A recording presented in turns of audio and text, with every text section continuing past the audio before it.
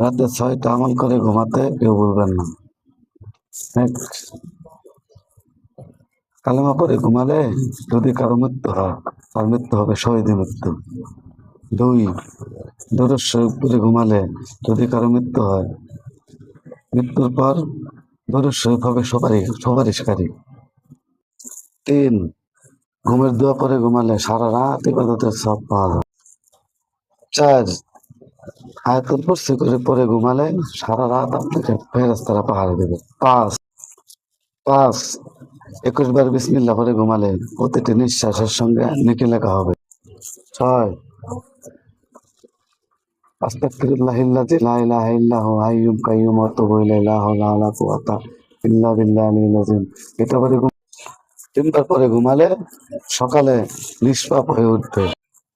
সবাই এই আমলগুলি করে ঘুমাবো ইনশাআল্লাহ। ভিডিওটি ভালো লাগলে সবাই লাইক, কমেন্ট, শেয়ার করে দেবেন। বন্ধুদের সঙ্গে শেয়ার করবেন বেশি বেশি, যাতে ওরা ওই আমলগুলি করতে পারে।